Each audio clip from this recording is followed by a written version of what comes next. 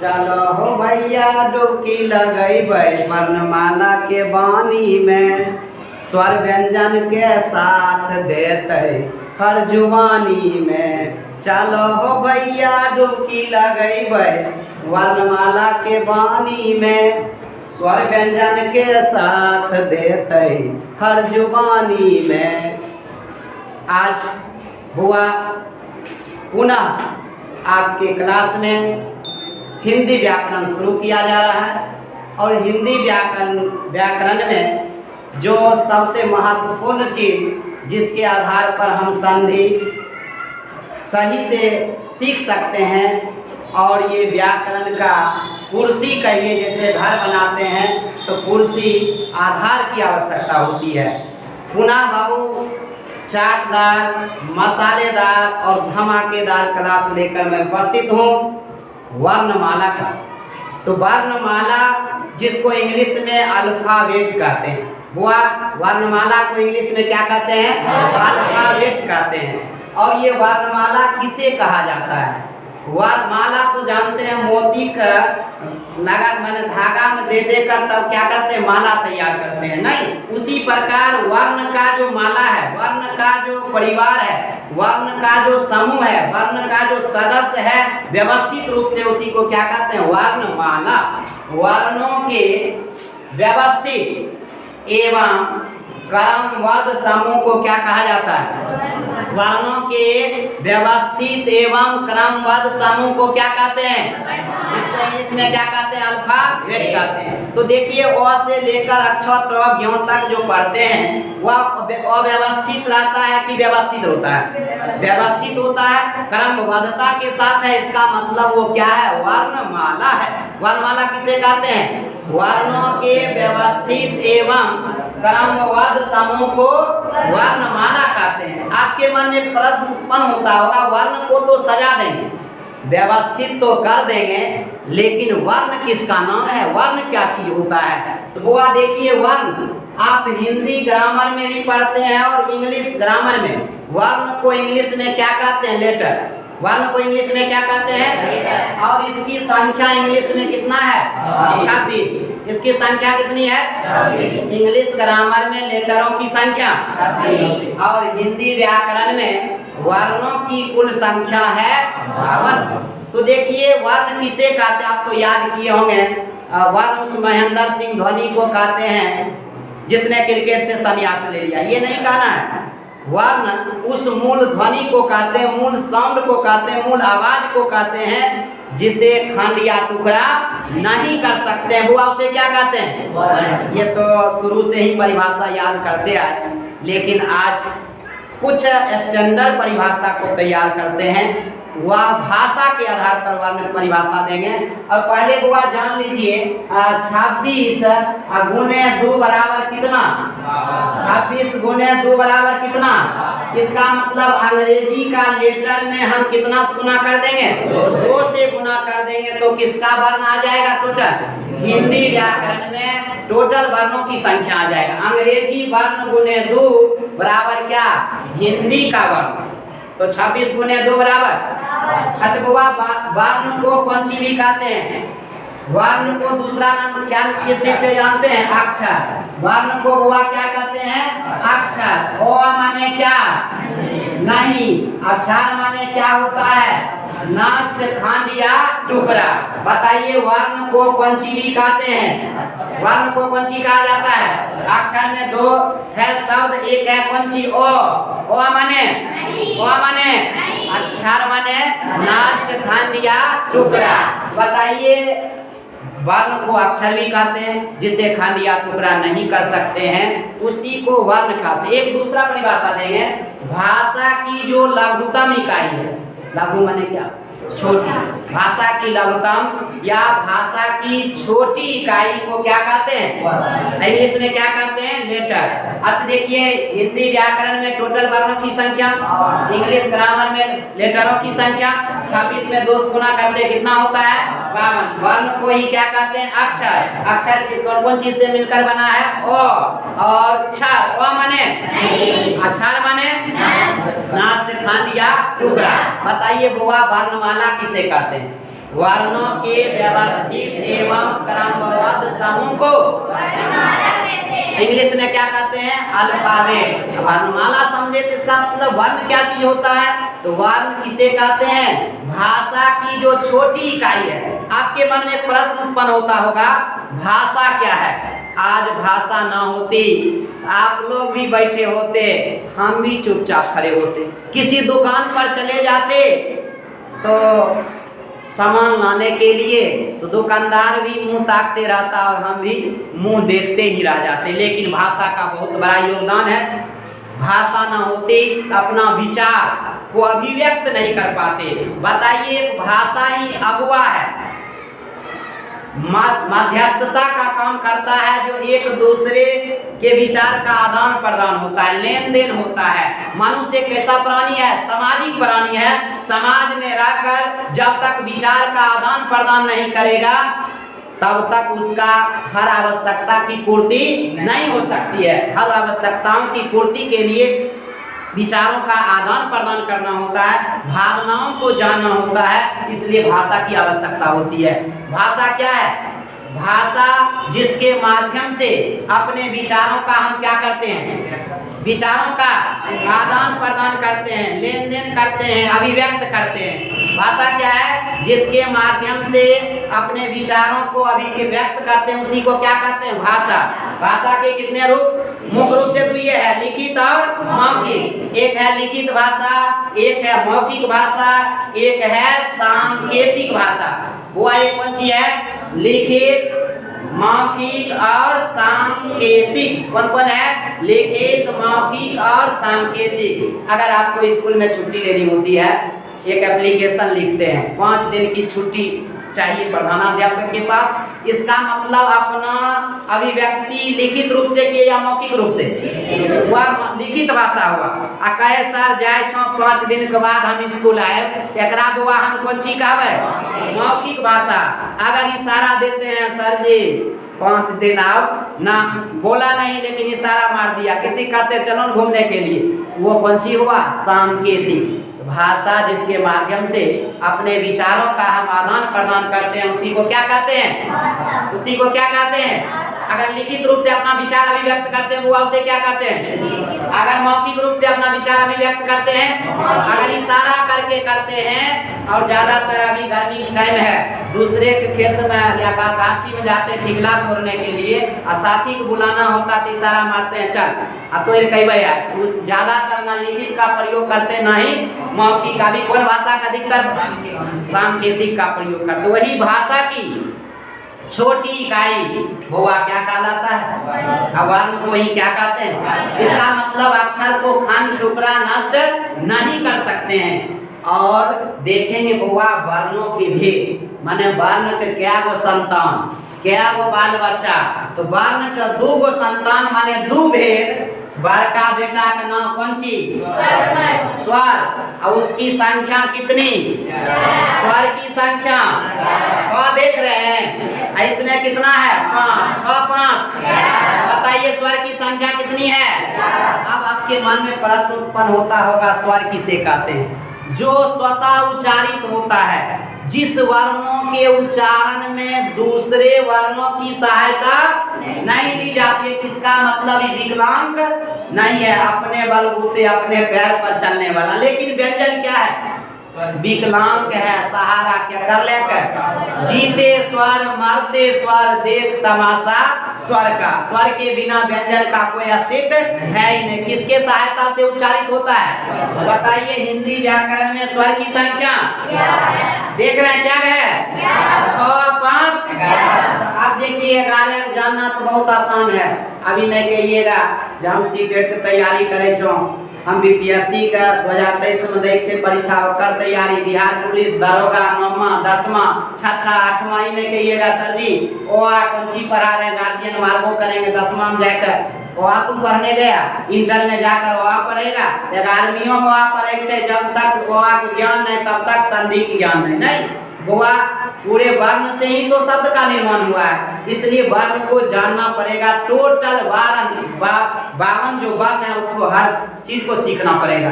बताइए स्वर की संख्या, स्वर की संख्या ये क्या है? ओ क्या गो? 6 गो। ओ आ ई उ री ए आई ओ औ। ये कितना है?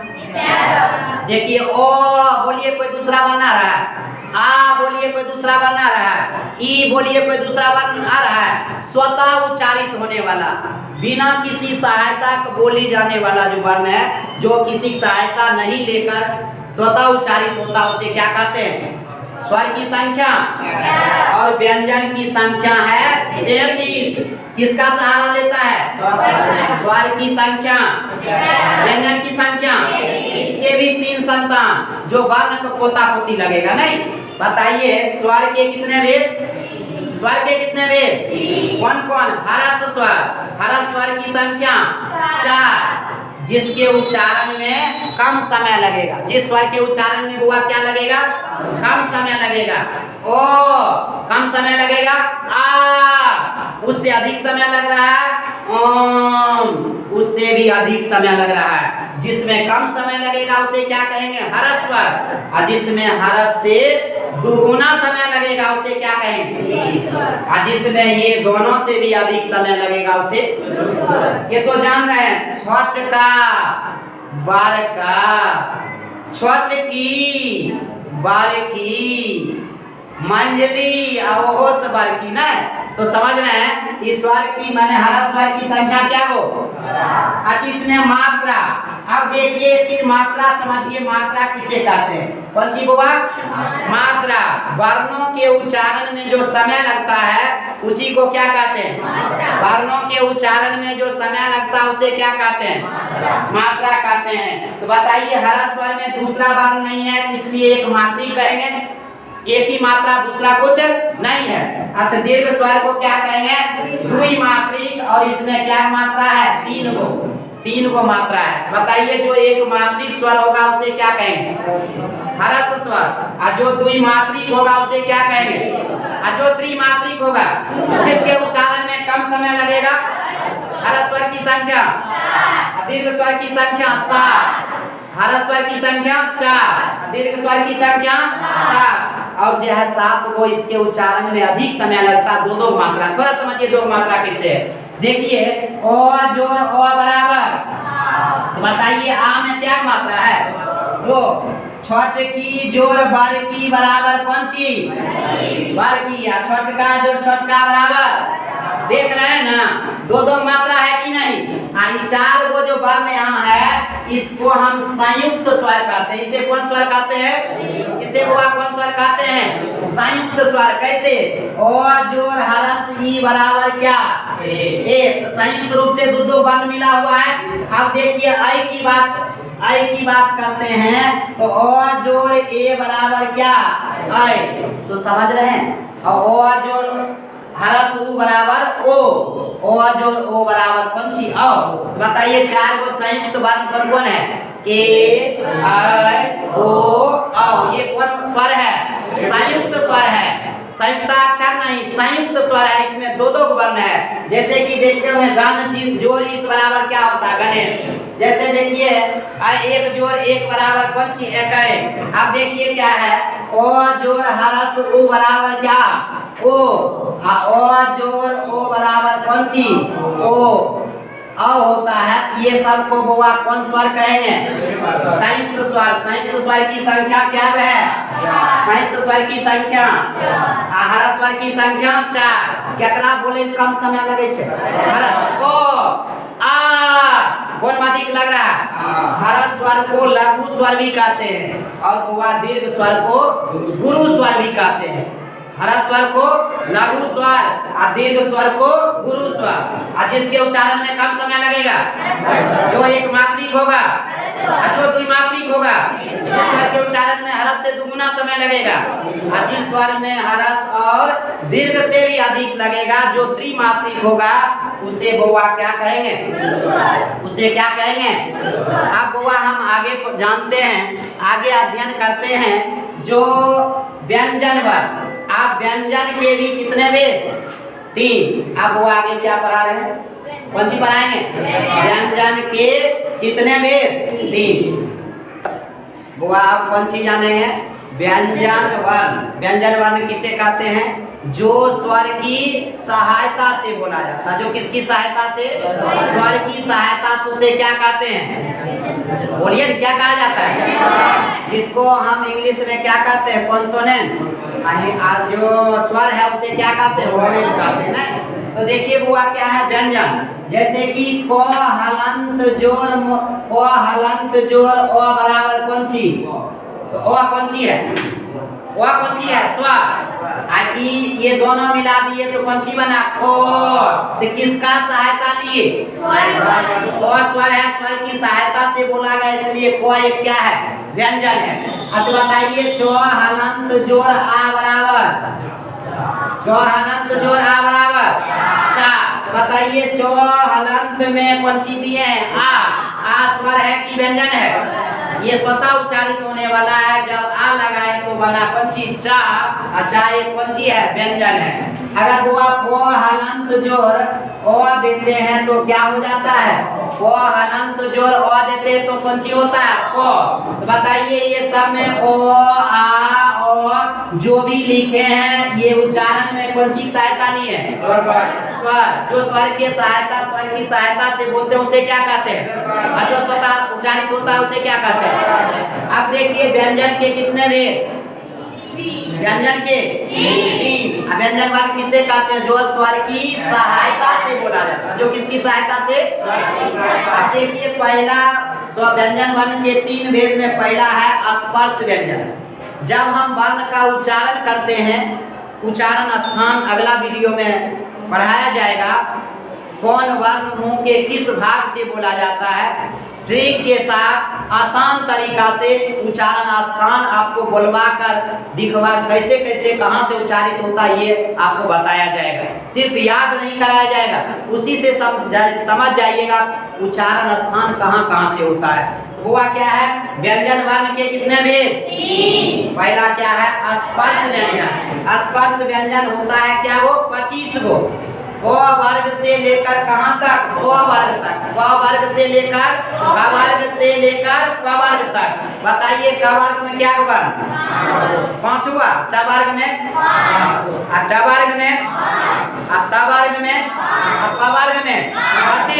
क वर्ग से प वर्ग तक टोटल स्पर्श व्यंजन क्या है? जिसका उच्चारण कंठ से, तालु से, मूर्धा से, दंत से और ओष्ठ से होता है वो उसे क्या कहते हैं? स्पर्श व्यंजन। देखिए क का उच्चारण स्थान कौन सी है? कंठ। छ कौन सी है? तालु। लालू नहीं, तालु। और ठ का है मूर्धा, मुर्गा नहीं, कौन सी? मूर्धा। और तत्वक है दंत। और ये तो सब जानता है क नहीं, क जिसको ओष्ठ कहते हैं, ओष्ठ से उच्चारण। ये सब वर्ण का जो उच्चारण होता है स्पर्श करने से होता है, इसलिए कौन व्यंजन कहते हैं? कौन व्यंजन कहते हैं? स्पर्श व्यंजन की संख्या कितनी?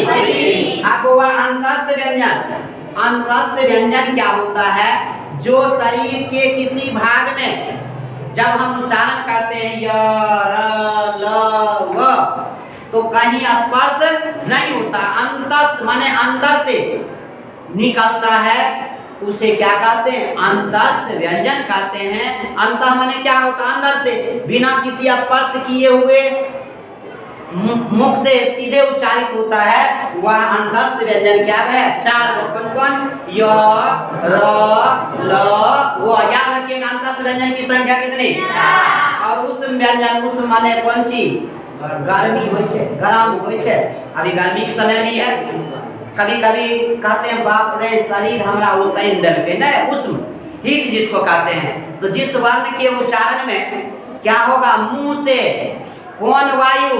गर्म वायु निकलेगा और शरीर में रगड़ एवं घर्षण के साथ उच्चारित होगा, शरीर में एक प्रकार का रगड़ या घर्षण उत्पन्न होगा, उसे वो कौन व्यंजन कहेंगे?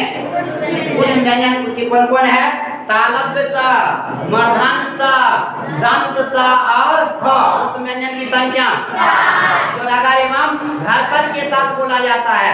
अब देखिए गर्म वायु निकलता है कि नहीं? हो बोलिएगा तो हाथ गर्म हो जाएगा, हाथ कमजोर होगा तो मुझे जरकी हो जाएगा नहीं। उसके बाद हो तालव्य स, आप बोल कर देखिए तो निश्चित रूप से आपको लगेगा उस व्यंजन है। स्पर्श व्यंजन क्या हो?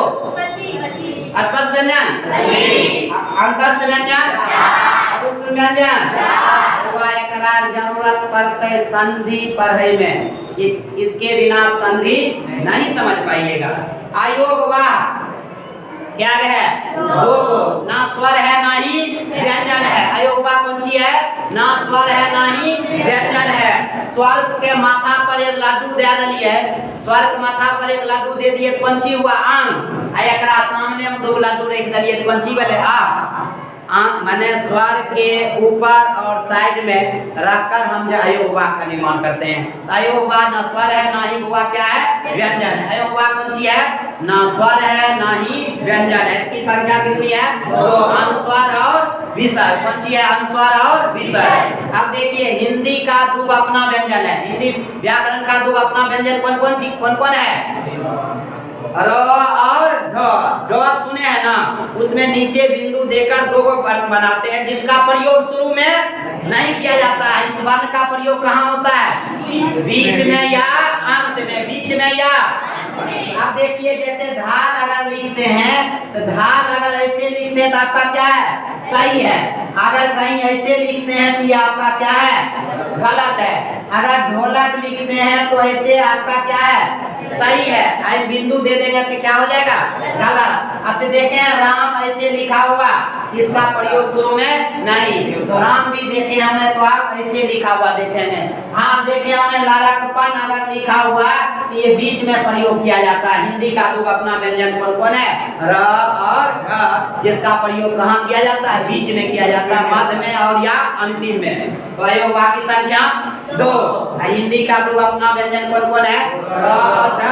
और देखिए सबसे महत्वपूर्ण चीज, कम से कम जो है घर में जो बच्चा होगा जिसको इंग्लिश सिखाना होगा, रात में पढ़ा देते हैं, दो चार चार खींचते हैं, बोले किया नहीं याद करी, हम बताइए देखिए गलत ढंग से क्या करते हैं, हम गलत तरीका से बता देते हैं। चार जो है संयुक्त अक्षर, संयुक्त समझे छो, एक होय छे घर में व्यक्तिगत परिवार जकरा में माता पिता एवं उनके बच्चे होते हैं। एक होता है संयुक्त परिवार, माता पिता दादा दादी नाना नानी सबे साथ है, उसको संयुक्त परिवार। यहाँ परिवार नहीं, यहाँ कौन सी अक्षर, तो संयुक्त मतलब दो दो को मिलाए होते, संयुक्त माने क्या होगा?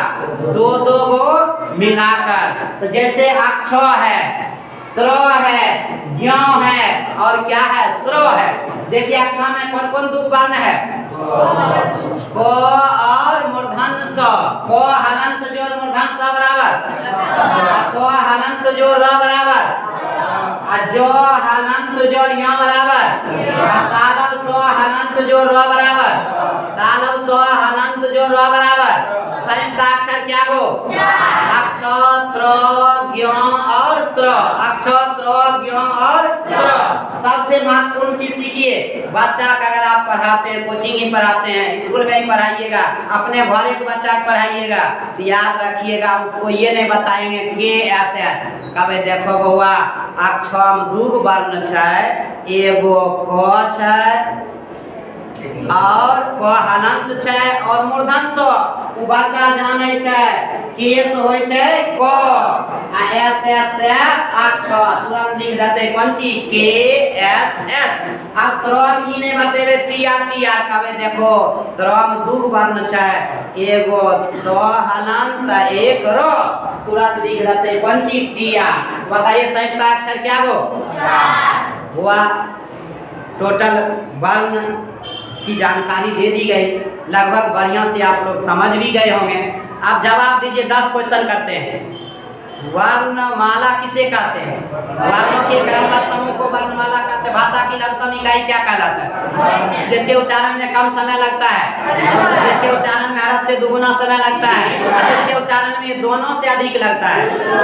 अब वर्ण के मुख्य रूप से कितने भेद? हर्ष स्वर की संख्या और जो है दीर्घ स्वर की संख्या कितना? 7। व्यंजन वर्ण के कितने भेद?